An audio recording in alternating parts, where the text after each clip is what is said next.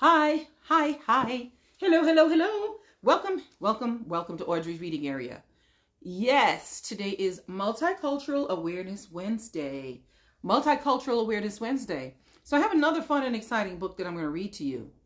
Alexa, what time is Audrey's Reading Area? Audrey reads in her area at 5:00 p.m. All right, you guys. Let's see. Get both my little tigers in there. So, we're going over to YouTube when I finish this video and smash that subscribe button. You're going to click like, you're going to hit share, and you're going to share this video and others from Audrey's Reading Area with everybody. All right? All right. Now, the book that I'll be reading today, Celebrate a Book of Jewish Holidays. This is a book of Jewish holidays. It's by Judith Gross and illustrated by Barry Weissman.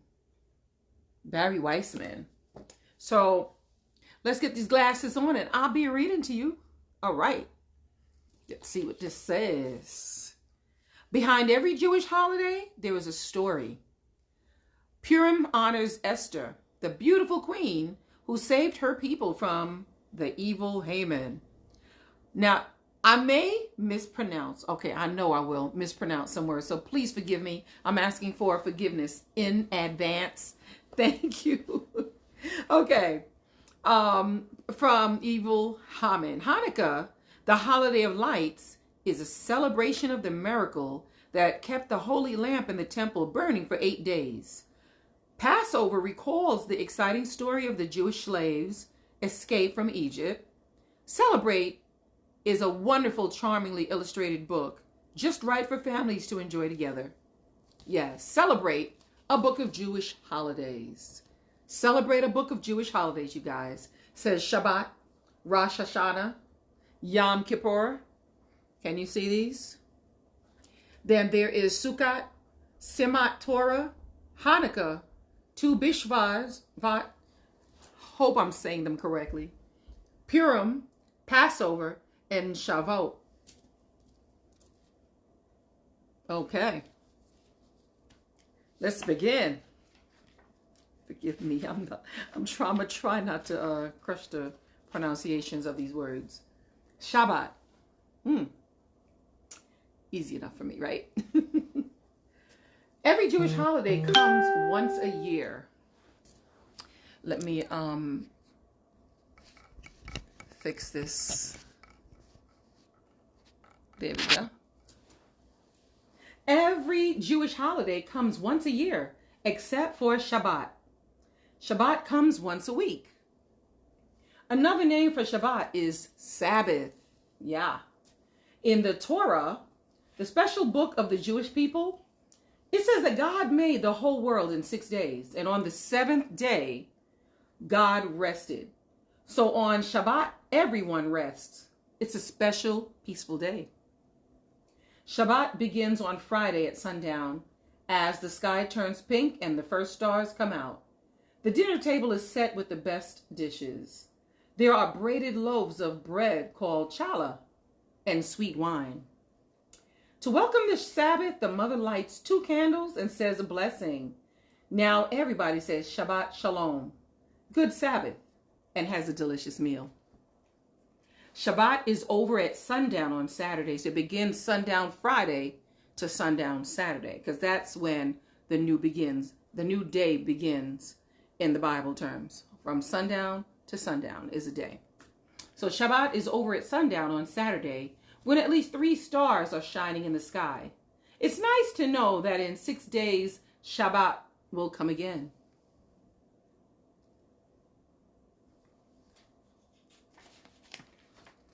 Rosh Hashanah.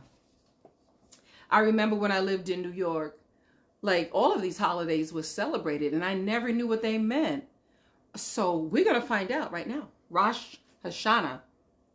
Rosh Hashanah is the Jewish New Year. It comes in the autumn. A legend says that God has a big book.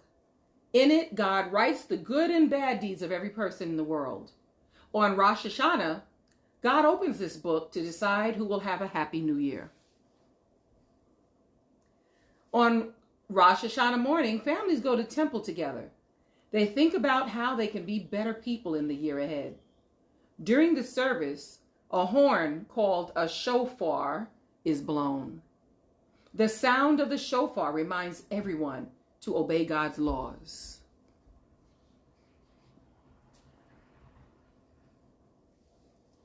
At home, families enjoy a special New Year meal. Loaves of holiday challah are round because a year is like a circle.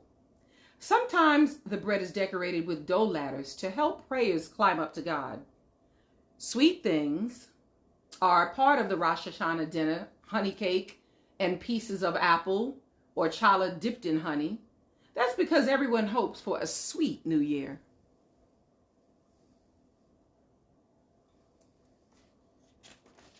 Sweet round bread, making me want to go get one of them Cinnabons. I'm just saying.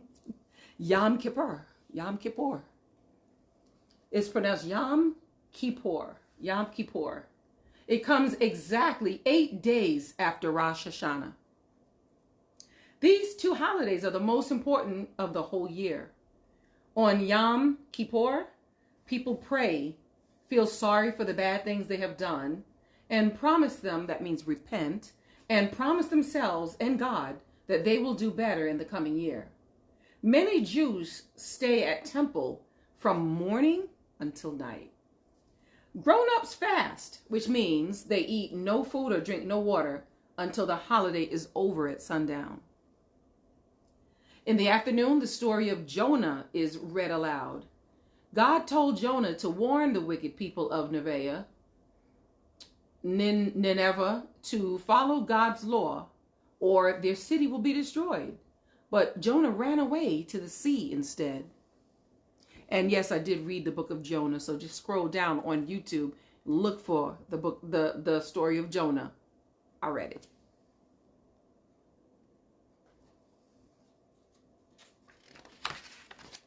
God was angry. There was a terrible storm, and Jonah was thrown into the waves. Then a huge fish came along and swallowed him.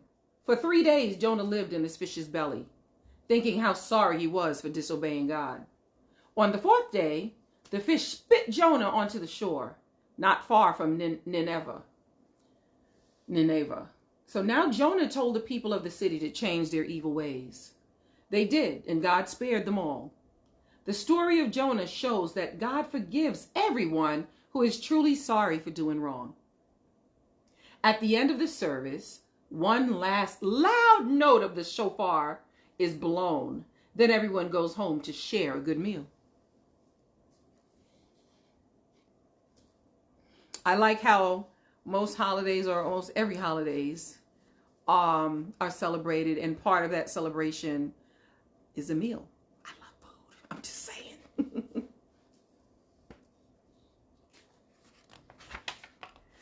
Sukkot. At harvest time in the fall, when apples, grapes, and pumpkins are ready for picking, Jewish families celebrate Sukkot. Oh, Sukkot. Okay, Sukkot. Each family builds a little booth called a sukkah outdoors. Children decorate it with many leaves, fruits, vegetables, paper chains, and pretty pictures. The roof is made of tree branches, so people inside the sukkah can see the sky. Try to say the words correctly. Thousands of years ago, Jewish people wandered from place to place in the desert. They built sukkahs for shelter because they were easy to put up, take down again, and carry around. The holiday of Sukkah helps everyone remember that long ago, Jews had no real homeland. It's also a way of giving thanks for all the good foods the earth provides. Today, some families eat meals in their sukkahs. Some even sleep there at night, except when it's raining. Beautiful, beautiful, beautiful illustrations.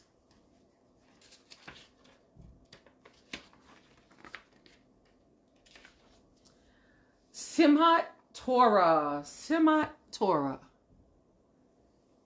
The Torah tells of God's rules for living a good life.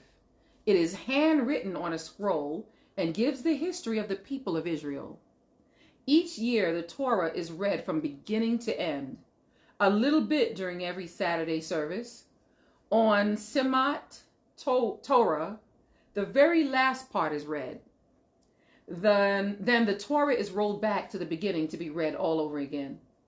There is an old saying, no matter how many times people read the Torah, they'll always learn something new.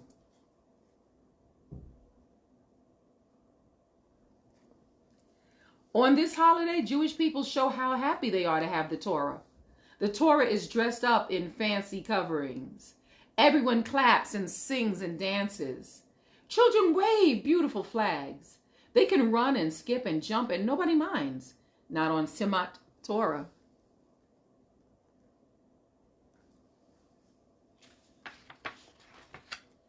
Hanukkah. Hanukkah. Hanukkah, the holiday of lights. It usually comes in December. Hanukkah is 8 days long and every evening is a celebration. Jewish families take out a special candle holder called a menorah. Hanukkah menorahs can be short or tall, fat or thin, plain or fancy, but every one has places for 8 candles. Let's count. 1, 2, 3, 4, 5, 6, 7, 8. It says, but everyone has places for 8 candles plus 1 helper candle for lighting the others. So the one in the middle is the helper candle to light the 8 candles. So it says, on the first night of Hanukkah, families say special prayers and light 1 candle. On the second night, 2 candles are lit. By the 8th night, all the candles are burning. As the candles flicker and glow, songs are sung. Many families eat potato pancakes. Potato pancakes with applesauce. They exchange gifts. And children play a game with a special top called a dreidel. That's the dreidel right there. A dreidel. This is the story of the first Hanukkah. Thousands of years ago, the Jews had a beautiful temple in Israel. People went there to pray. But one day a Syrian king led his army into Israel. He said the Jews could not follow their religion. His soldiers marched into the temple and put out the special lamp that always burned there.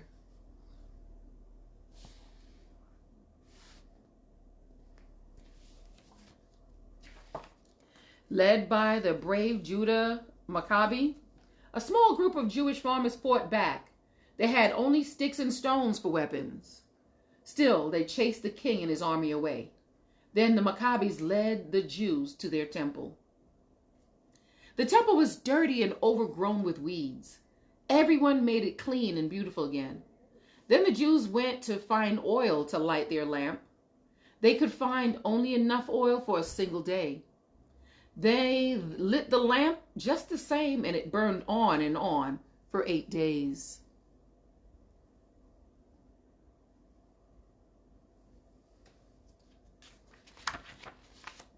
On Hanukkah, this miracle is celebrated again. People remember Judah Maccabi and his men who fought not for land or for riches, but for the way they believed. Tu Bishvat, which comes in January or February, is the holiday of trees. Trees give us shade and food and wood. They help make the air good to breathe. Each year at Tu Bishvat, many children plant baby trees and seeds and eat the fruits and nuts that come from the kinds of trees that grow in Israel, like oranges, carob, and almonds. Trees are very important in the hot, dry land of Israel. At Tu Bishvat, some people send money to Israel so that more trees can be planted there.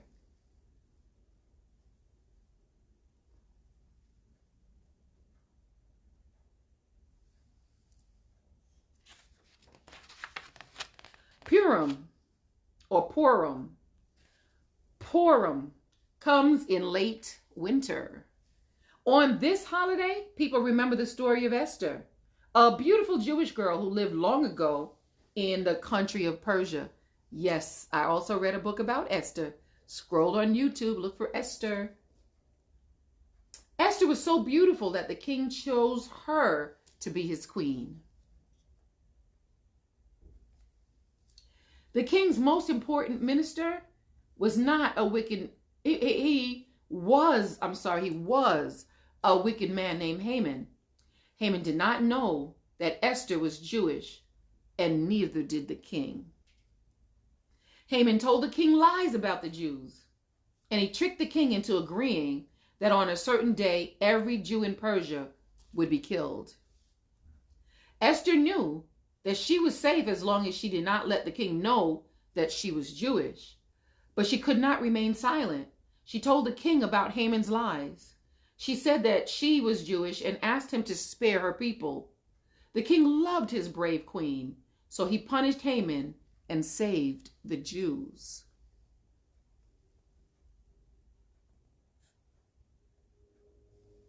All right, Esther. Purim is lots of fun. Lots of fun. People go to temple and listen to the story of Esther. Every time Haman is mentioned, they boo and hiss and stamp their feet and twirl their noisemakers. Children have costume parties. Girls dress up in crowns and jewels and veils, like Queen Esther. Boys put on fake beards and dress up like the king, or wear three-corner hats like Haman.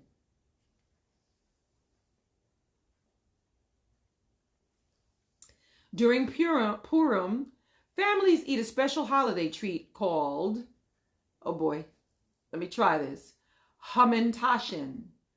Hamantaschen. These are delicious cookies with three corners, just like Haman's hat. They're filled with prunes or poppy seeds or apricots. Yum. I would love to taste that.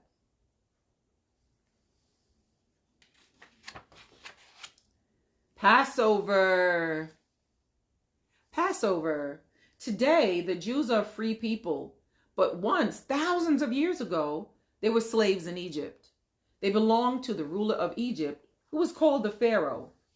They worked all day in the hot sun making clay for bricks to build the Pharaoh's buildings. And every year at Passover, or Pesach, which comes in March or April, families hold a special ceremony in their home called a Seder. The Seder celebrates how and why the Jews won their freedom from the Pharaoh. Each person has a small prayer book called a Haggadah. The youngest child asks, "Why is this night different from all other nights?" And everyone reads from the Haggadah to recall how the Jews escaped from Egypt. The Bible says that God chose a man named Moses to tell the Pharaoh to free the Jews. When the Pharaoh refused, Moses warned him that God would send terrible punishments. Moses' words came true. The water in the river turned into blood. Then came buzzing, biting insects. Sickness struck the people in Egypt. Still, the Pharaoh would not free the Jews.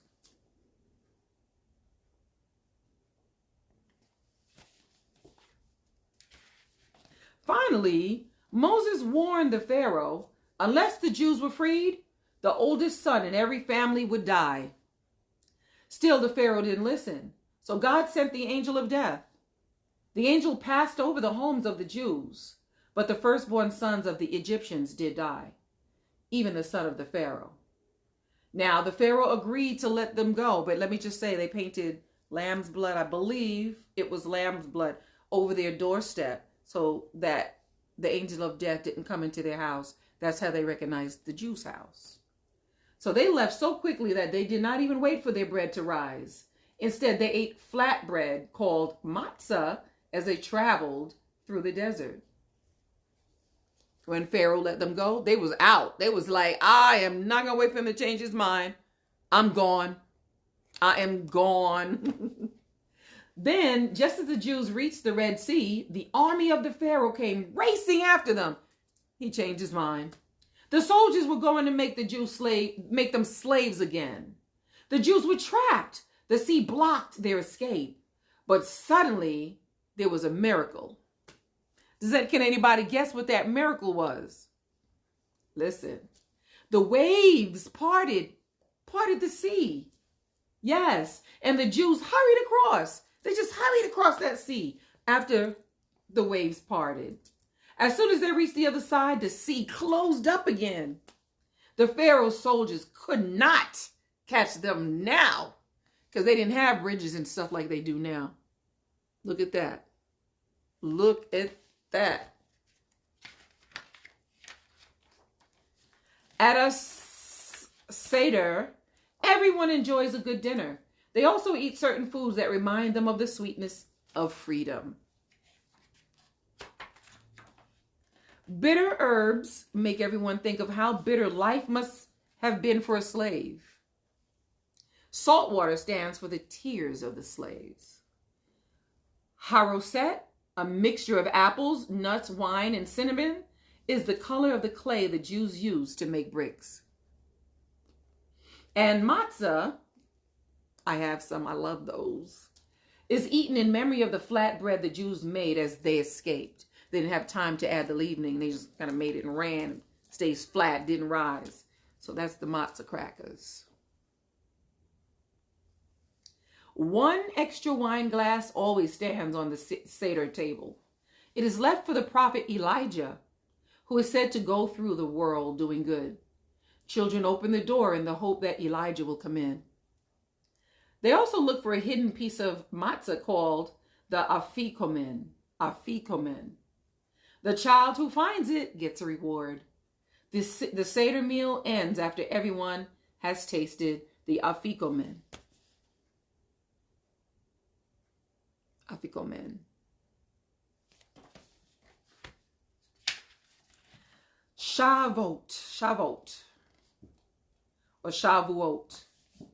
The Jewish people have special laws for living together peacefully. On Shavuot, Jews everywhere celebrate these laws and how they came to be. The Torah says that after the Jews escaped from Egypt, they wandered in the desert. One day, Moses was called by God to the top of the mountain. There was thunder and lightning. Wow. Then God told Moses that everyone must remember that there is only one God. Only one God. God said, no one must ever kill or lie or steal. In all, God gave Moses 10 laws to follow for a good life. That's 5 2 times. 10 laws. Right. God gave Moses 10 laws to follow for a good life. The 10 commandments. Jews have followed these laws ever since.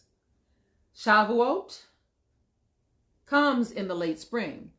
It's a custom to decorate homes and temples with leaves and blossoms during Shavuot. Grown-ups often stay up late on Shavuot and study the Torah. Sometimes children stay up too. A legend says that at midnight, the heavens open for a split second. If you make a wish at that instant, it will come true. Wow. The end. The end. Celebrate. Celebrate a book of Jewish holidays. I told you guys this was going to be a fun and exciting experience. Yes, and you learn something too about somebody else's what? Culture. That's right. Because today's Wednesday, Multicultural Awareness Wednesday.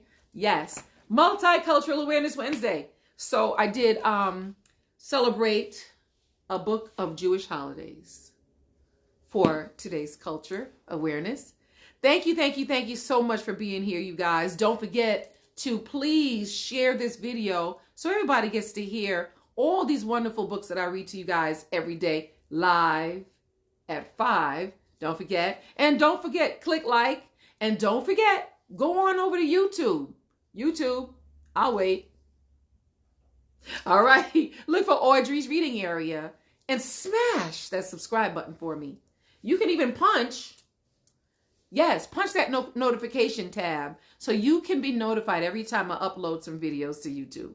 And then you guys get to watch them and share them with everybody again. So thank you so much for being here. Let me shout out everybody that's been on here. Beverly, that's my mom, everybody. All right. My mom's always here, always supports me. Alfonso, what's up? What's up, Mr. Llewellyn? Thanks for being here. Thank you, LaKendra. Now, I probably should put my glasses back on so I can see this. LaKendra, thank you. Thank you. And my mom, and I know there's some people on here. Sometimes it doesn't show me who's on, everybody that's on right away. So shout out to everybody that's on and watching and supporting. Thank you guys so much. And what else? I think I'm gonna start doing quotes, because there's some quotes that I love, some very good quotes that can help if you hear them, you know, or make you smile, or anything, any type of quotes. So educational quotes, love quotes, anything that makes you smile or brings you awareness. So, all right. Thank you guys so much for being here. I'm so thankful for your love and support. And I'll see you tomorrow live. That's Live, live at 5 tomorrow. All right. See you soon here at Audrey's Reading Area.